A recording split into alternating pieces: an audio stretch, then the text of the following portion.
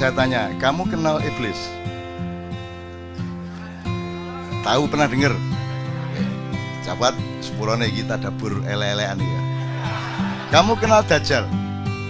Pernah dengar? Kamu kenal Ya'juj Ma'juj? Oke, aku sekarang, yang tertua di antara tiga ini yang mana? Iblis. Sekarang kalau kamu lihat riwayat-riwayat yang dituturkan oleh Allah dan dari kepustakaan Islam, iblis sama malaikat Jibril duluan mana?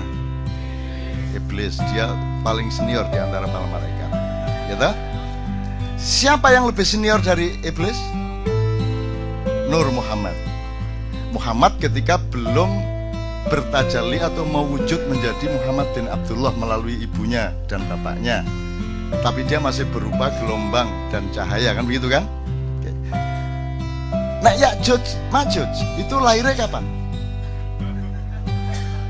Dajjal itu ya mesti ae kon gak ro. Wong kon jumlah rambutmu ro? Ro, piro jumlah rambutmu? Aku ro persis. Jumlah daun di pohon itu persis dengan jumlah rambutnya. Gak percaya menek hitungan. Ngono Abu Nawas. Oke, tak terusin dikit. Ini saya ngomong soal usia tadi loh.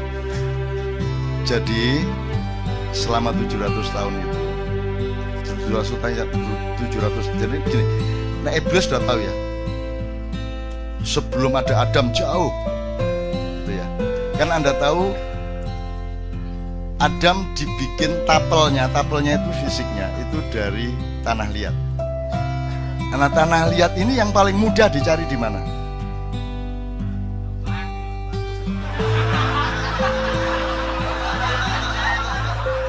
Kayak kita dapur aja. Tidak penting bener salahnya, kan kita sama-sama tidak bisa melacak. Tapi yang penting endingnya nanti harus membuat kita menjadi lebih gembira kepada Allah dan menjadi lebih sayang kepada manusia, gitu aja. Nah, soal tafsir kon iso nafsiri. Semua tafsir ketika alif lam mim ya podo, hanya Allah yang ngono tok. Lewat jan yo ro ning ngono rek. Nah, hanya Allah yang tahu, ya semua orang tahu itu kan, artinya tidak bisa ditafsirkan tetap gitu loh. Dan indahnya Al-Quran karena ada alif lam mim alif lam ra, ada nun itu loh, terutama nun. Wah, kano dal gandhi kano. Jadi gini, jadi teman sekalian, kalau Dajjal itu kan dikenal setelah ada informasi atau cerita-cerita dari para nabi, terutama Rasulullah. Menimni ono Dajjal ngene, ono Ya'juj Ma'juj ngene, di Quran juga ada Ya'juj Ma'juj dan seterusnya. Tapi pokoknya kalau dilihat dari eskalasi waktu berdasarkan kelahirannya dalam tanda petik, kan iblis, baru Dajjal, baru Ya'juj Ma'juj. Sekarang saya tadabbur aja. Dajjal sudah berlaku sejak 700 tahun yang lalu. Kemudian memuncak pada abad 17 dan sekarang sudah berlaku seluruh dunia. Dajjal itu satu cara pandang di mana Anda ditipu, di mana Anda akan menganggap yang surga itu sebenarnya neraka. Anda diiming-imingi sesuatu dan Anda tertarik padahal itu neraka. Dan itu sudah terjadi pada kebudayaan, pada filsafat, pada apa saja, betul enggak? Yang Anda cari-cari itu, Allah sendiri mengatakan, aku bikin tampak indah dunia itu bagi orang-orang yang kafir, kan gitu. Itu jadi no arek, gak usah tak terus untuk tembangannya tak kayak contoh-contoh terus. Itu. Jadi Dajjal sudah berlaku sekarang. Semua sistem politik, semua sistem kebudayaan, semua sistem nilai dan kepercayaan sudah Dajjaliyah semua sekarang ini. Jadi semua polisi-polisi itu sebenarnya berdasarkan cara berpikir Dajjal tadi yang membuat manusia terbalik penglihatannya terhadap surga dan neraka. Anda sekarang ini takut nggak sama neraka menurut Anda? Wong Indonesia ini bener takut apa tidak? Nggak takut-takut amat tuh. Kan sibuk sama ingin ke surga. Dan yang disebut surga itu pokoknya kan duwe lomah lebih besar, bojo luwe ayu dan akeh, ngono ta sing dibayangno. Jadi Aspirasi orang kebanyakan tentang surga itu aspirasi materialisme, gitu ya. Jadi bayanginnya tetap bayang materialistik gitu loh. Padahal surga itu enggak gitu sama sekali. Aku rodok riset ini.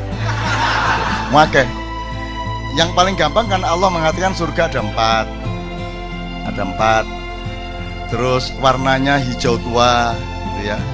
Terus nanti Anda punya bawahan yang namanya sesuatu yang mengalir, yang disebut sungai. Sungai itu tidak pada airnya, tidak pada tanahnya, tidak pada suket-suketnya, tapi pada alirannya, betul enggak? Kalau ada sungai tidak ada airnya, kamu mengatakan itu sungai kok nggak ada airnya. Jadi sungainya bukan air. Jadi pada apa sungainya itu? Pada sesuatu yang mengalir, sifat aliran itu. Dan kamu membawai min tahtihal anhar. Di bawahnya ada sungai yang mengalir. Jadi kamu di atasnya. Jadi kamu itu pemerintahnya sesuatu yang mengalir. Jadi kamu bisa mengalirkan sesuatu, kehendakmu, semua segala macam. Nanti kamu skenario sedemikian dan tercapai. Dan bedanya dengan yang membuat kita tidak bisa paham surga sampai hari ini adalah kalau di dunia surganya seseorang bisa merupakan neraka bagi orang lain. Ada kamu beli motor baru, itu neraka bagi tetanggamu, betul enggak? Betul enggak? Yang satu kawin mengawini cewek, neraka bagi laki-laki yang tidak mencapai cewek itu. Itulah dunia. Di surga tidak. Di surga kata Allah kita terpenuhi semua yang kita inginkan, tapi tidak ada konflik. Bahkan ada ayat mereka berebut gelas, tapi tidak ada pertengkaran dalam perebutan itu, dan seterusnya lah, macam-macam gejala-gejala surga itu. Saya ingin mengatakan ini kepada Anda semua, untuk supaya Anda itu jangan terlalu bingung-bingung amat melihat keadaan ini. Indonesia itu tidak ada kan, tidak ada apa-apa. Dunia tidak ada ya apa-apa toh mas. Kamu pikir Anda cuma hidup sekali? Bagaimana kalau nanti dihidupkan lagi? Dikit tak tekati loh ini, awas ngonek. Ya Allah, semua jamaah KJ tolong hidupkan lagi sesuai dengan ayatmu. Allah mengatakan enggak, bukan itu. Kenapa kamu ingkar kepada Allah, kata dia, padahal dulunya kamu mati. Itu kan kalimatnya, dulunya kamu mati. Kalau dulunya mati, sebelum mati hidup apa enggak? Berarti sekali ya. Dulunya kamu mati berarti kita tarik ke belakang, berarti sebelum mati tadi kan hidup, berarti satu kali hidup, satu kali mati. Padahal dulunya kamu mati, kemudian aku hidupkan lagi, berarti dua kali. Kemudian aku matikan lagi, dua kali hidup, dua kali mati. Kemudian aku hidupkan lagi di surga. Di ayat ini toh aja Anda hidup dua kali, baru di surga. Yang rokok lah nek kono. Tapi dengan catatan rokok yang saya bilang itu omongannya Dajjal, kan gitu. Jadi kalau omongan saya, Anda surga. Bahwa surga keberatan sama Anda butuh tanggung jawabku. Ya ngono ya, sing seger mikire ya rek ya. Oh nek kon gak duwe kesegaran ngono, wis gak enak uripmu ya, sing seger ke. Jadi teman-teman sekalian, Dajjal sudah berlaku. Jadi pertama ketika ada penghancuran Inkamaya, penyebaran perampok-perampok dari barat ke selatan dan ke timur sampai ke Amerika Latin, ya, di laut-laut di mana Mojopahit jadi gugup, Demak jadi gugup, semua sampai terjadi ada 4 tahun kosong di mana Sunan Kalijogo memimpin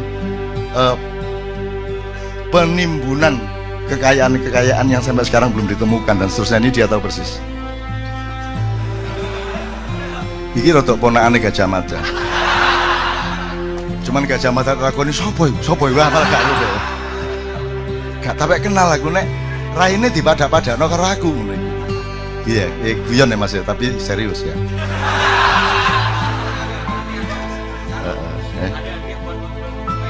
Iya, shit, tenang aja coba hati kok tak lamarno nang Gajah Mada.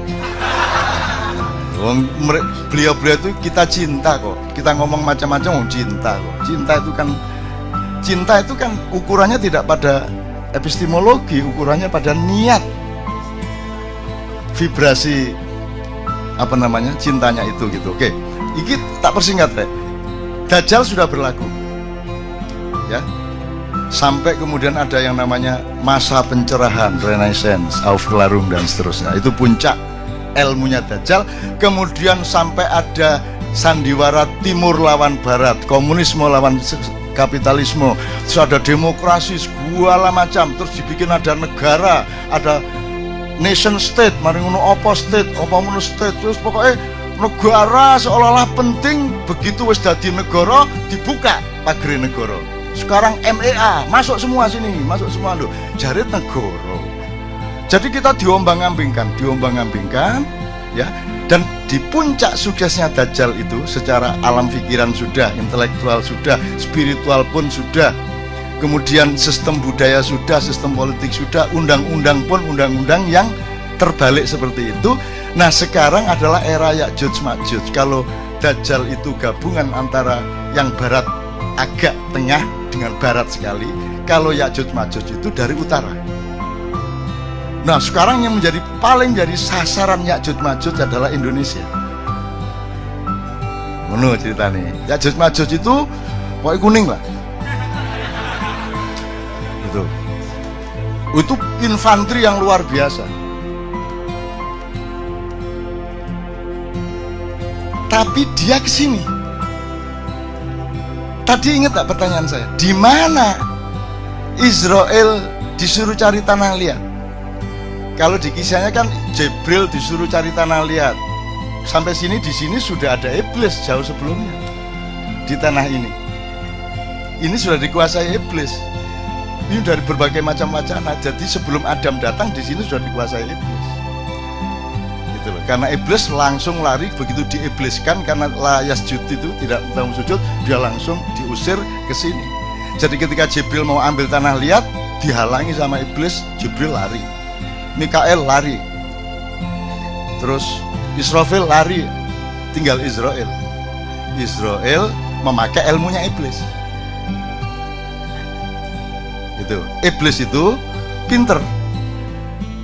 Ini sebelum Israel ya, sebelum Israel tak terus. Iblis itu dia ingin melaksanakan ayat Allah bahwa Allah itu menciptakan khalifah di bumi, betul nggak? Iki gimana kok ditaruh di surga ya Adam ya apa? Di bumi fil ate. Ini jailun fil ardi khalifah. Lah kok ditaruh di surga? Salah ini, tidak taat sama Allah. Akhirnya iblis berusaha. Bagaimana caranya memindah Adam dari surga ke bumi? Bener nggak yang dilakukan? Nah, lumayan. Ya, jangan aja pecah dasar. Nah, cara dia masuk surga itu gini. Surga itu dijaga oleh seekor naga yang sangat besar. Kepalanya di depan pintu surga, badannya di dalam surga. Nah caranya iblis masuk surga itu dia nunggu menguap si naga ini. Begitu naga menguap, iblis bleng masuk. Kemudian menjalani lorong yang panjang di perut dan di badan naga itu, kemudian menunggu naga beol. Begitu beol, iblis ikut. Dan begitu keluar dari duburnya naga, dia sudah ada di dalam surga. Baru dia cari Adam. Tapi dia dihalangi oleh burung merak yang sangat banyak di surga, yaitu pasukan-pasukan kavaleri dan infanterinya Allah untuk menjaga setiap zona surga. Maka akhirnya iblis acting. Dia beli serban. Lagi kita menang nih. Jenggotnya dipanjangkan. Terus dia ambil buah apa itu, disuduk-suduk terus jadi tasbih. Terus kadoke diunggahno. Loh ini serius sih. Ini serius ini. Nah akhirnya si iblis ini menemui Adam di dalam kostum malaikat. Gitu. Adam hormat kan, loh ini malaikat siapa ini? Oh Kanzul Jannah, bendaharawan surga, al-khashi, ar-raqi, as-sajid, tafadhalu. Itu dihormatilah oleh Adam. Dan semua bangsa Indonesia sekarang adalah Adam yang didatangi oleh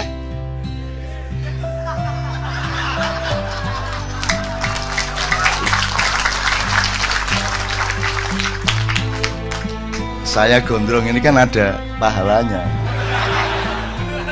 Apa yang mau cafu aja diuring-uring aku. Karena gini loh, saya tuh didatangi orang, beberapa orang dan berkali-kali. Sopo kon? Kulo diutus Nabi Ibrahim, Cak. Besoknya lagi, sopo kon? Kulo utusannya Nabi Musa. Terus datang lagi, kulo niku utusannya Kanjeng Nabi Muhammad SAW. Kok kudu ngaran ngutus wong nang aku ngono? Mboten, Cak. Kanjeng Nabi itu ngersulo. Ngapa kok ngersulo? Ngersulo itu hatinya nelongso gitu loh. Apa kok Kanjeng Nabi ngersulo? Lah iya, oleh iki orang-orang Islam sekarang itu ittiba Rasul, mengikuti sunnah Rasul kok mek jenggote tok. Mbok rambutnya ya ditiru. Ngono ceritanya. Ngono ceritanya. Oh iya bener ya. Iya ya kok. Kabeh nabi gondrong. Dari Adam, masuk Adam nang perapatan jalan nang salon ngawur ae. Ya toh? Apalagi Nabi Nuh ndak sempat ngurusi rambut. Dia bikin bahtera begitu besar untuk 1000 pasang binatang dengan sekian ratus umat Islam. Jadi itu harus teknologi sangat tinggi. Belum lagi nanti binatang dan binatang ini selalu bertengkar dan dikasih kurungan masing-masing. Belum lagi nanti ada binatang namanya Balkadaba dan iblis masuk kapal itu dengan berlindung di ekornya Balkadaba. Nah ini cerita lain kapan-kapan. Disitulah lahirnya tikus, lahirnya lahirnya babi. Gitu. Ketika itu lahirnya. Kon buktekno gak iso, mbantah yo gak iso. Kapok kan ya. Ini teman-teman, supaya Anda itu luas dan jangan terlalu dibebani oleh hal-hal yang seharusnya tidak membebanimu. Kamu harus tetap gembira, harus tetap seger hidupmu. Dengan pengetahuan yang luas kamu kan ketawa-ketawa sendiri. Betul enggak? Terus nanti iblis datang ketika kapal mulai berangkat, banjir sudah besar, terus itu kata si iblis.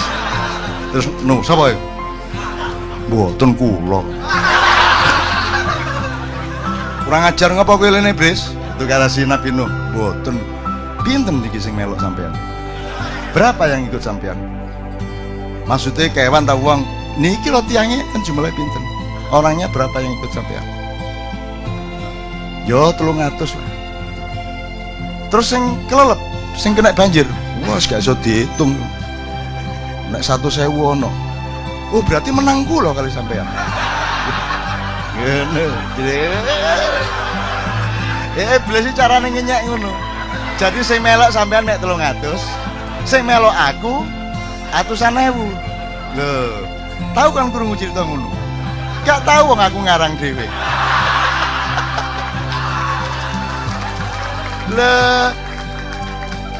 Oke, sekarang saya singkat. Sekarang ya Ya'juj eranya sekarang. Dajjal sudah berlaku kok. Sekarang Anda pusing soal PKI, pusing soal komunis. Ngapain kamu pusing soal komunis? Itu cara untuk supaya Anda menoleh, supaya malingnya masuk. Kan begitu. Itu pengalian isu. Anda tahu Cina itu komunis apa tidak? Cina itu pernah dihapusi iblis di depan pintu surga, betul enggak? Sekarang dia pinter, tetap komunis politiknya untuk imamah Cina iya. Sekarang pelajari ekonomi dunia. Sekarang sudah sampai pada tingkat pemusatan kapital, bukan lagi distribusi modal, bukan lagi penguasaan titik-titik modal di sini, tapi sekarang pemusatan. Jadi sudah jelas kekuatan modalnya sekarang mainnya zona teritorial, reklamasi seluruh pantai utara Pulau Jawa. Sudah jelas zona naganya, kan begitu kan. Nah, tutup di gimana? Ya, kan dia pernah jadi. Sekarang yang kuat di tengah kayak begini ini, pemusatan modal ini, Amerika udah tidak kuat. Kuba udah dilepas embargonya, Amerika udah lemah, tidak bisa apa-apa. Karena doanya juga tidak jelas. Obama, Atina, Virginia, tidak jelas. Digawe meneh, oh sesat gitu ya. Oke. Sekarang yang kuat cuma dua, teman-teman sekalian, cuma dua, hanya RRC sama Iran. Karena apa? Karena ada kekuatan vertikal yang solid. Cina sangat solid dari atas ke bawah, Iran sangat solid dari atas ke bawah. Amerika tidak bisa ngapa-ngapain sama Iran. Israel tidak bisa ngapain sama Iran. Makanya Ya'juj Ma'juj mengisukan anti Syiah supaya nanti yang dibenci adalah Iran, karena Iran ini pesaing utamanya. Ini politik penjaga surga. Makanya Anda disuruh benci ini, benci lah. Di sini benci gak kok berdua gak ono benci ya om. Nah, sekarang Ya'juj Ma'juj itu sasaran utamanya adalah tempat di mana Israel mendapatkan tanah liat. Dan disinilah pusat iblis. Aku tanya lagi, lebih tua mana, iblis Dajjal atau Ya'juj Ma'juj? Iblis. Ini anak baru sekarang menyerbu tempat mbahnya. Karena ini gak iblis. Gak iblis iki, hati-hati kamu hitung lagi. Ini tempatnya iblis, pulau ini dikuasai sejak dulu. Semara bumi sudah saya bikin drama tikungan iblis 5 tahun yang lalu. Ini tempatnya iblis. Kamu salah sasaran. Kamu pikir ini santri-santri? Enggak, dilungkas ini.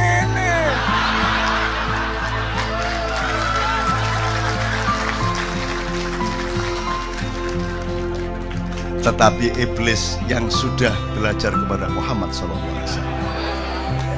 Aku tanya, apakah iblis berani melawan Muhammad? Apakah iblis ta'zim kepada Muhammad? Tak. Jadi jelas lagi ya, Anda adalah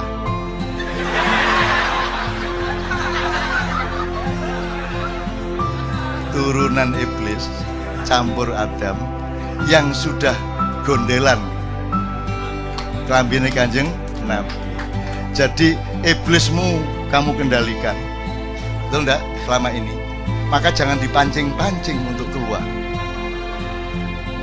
Kok metu temen sungguh arek-arek ini, kan gitu. Ngerti maksud saya ya? Ngerti maksud saya ya? Jadi teman-teman tolong pikir kembali. Jokowi mikir kembali ya. Saya nggak melawan loh, saya kan dudu iki nggone mbahmu dhewe iki. Ini tempat mbahmu. Ini serius, ini tempat iblis, ini serius. Loh, kamu pikir orang Israel sering kesini karena tahu ini mbahnya. Mbahnya, mereka enggak berani kalau sama kita. Cuman ngapusi gitu dong. Cuman mereka enggak berani. Ini serius ini mas, ini serius. Loh, arek-arek kok ditantang? Mungkin ini penggawean gak duwe ya tak nih, ditantang gelut. Loh, ayo wis. Ono ceritane. Jangan marah ya bapak-bapak yang denger ini. Saya ngomong sama anak-anakku, aku tidak ngomong untuk masyarakat dunia melalui YouTube.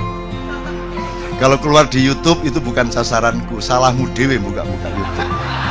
Aku ngomong kepada anak-anakku.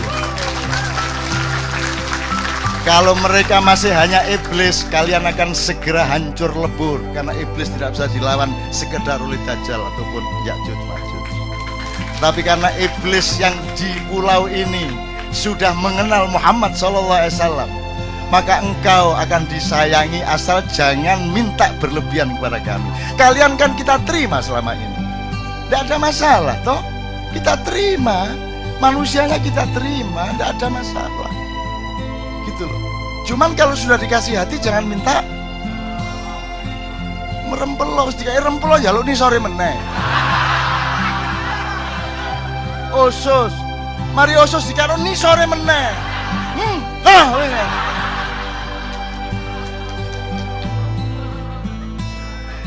Mudah-mudahan teman-teman sekalian, ini cara kita untuk menghadapi masa depan. Kita tidak membenci Jokowi, kita tidak membenci Ahok, kita tidak membenci Taipan. Kita tidak membenci, kita cuma bilang tolong dipikir ulang. Ayo kita baik-baik ke depan. Bener nggak? Tolong dipikir. Wong kita ini mudah kok. Ini turunan iblis, ibaratnya ya. Itu sudah hafal sama macam-macam. Semua diterima di pulau ini. Siapa yang tidak diterima, betul enggak? Semua diterima. Atau orang Barat, orang Arab, semua diterima. Tidak ada masalah di sini. Nginep di rumah orang di kampung juga dengan senang hati kok, dikasih makan kok. Kita tidak anti siapa-siapa. Tidak ada rasisme di Indonesia. Jangan pernah ngomong di Indonesia ada rasisme. Kita menerima mereka semua sejak berabad-abad yang lalu.